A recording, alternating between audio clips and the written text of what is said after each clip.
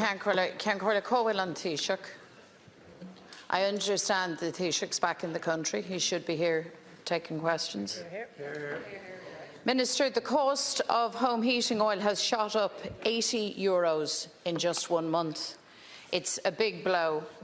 The average price for a fill of oil is now a staggering €980.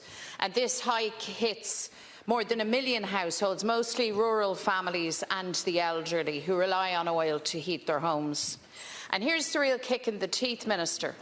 This unaffordable cost of home heating oil has been driven up by your decisions.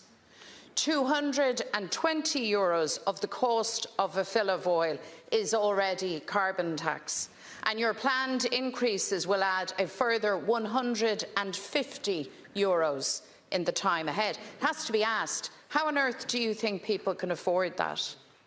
One family contacted me yesterday.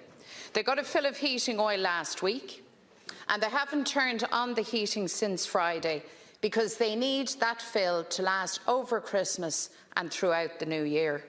They're rationing their heat. The weather is colder now, and the reality is that more and more working households struggle to pay their bills, to light and heat their homes. Energy is unaffordable and people are being ripped off. You met with the top brass at energy companies back in September, Minister. And what happened? Well, the majority hiked up their electricity prices, no fear of any consequence.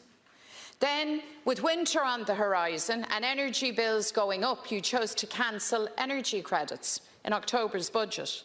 A terrible decision, withdrawing the one bit of help people relied on to pay those rip-off bills. In fact, you delivered a budget of €9.4 billion that left working people worse off. No cost of living package while households are being hammered with no end in sight.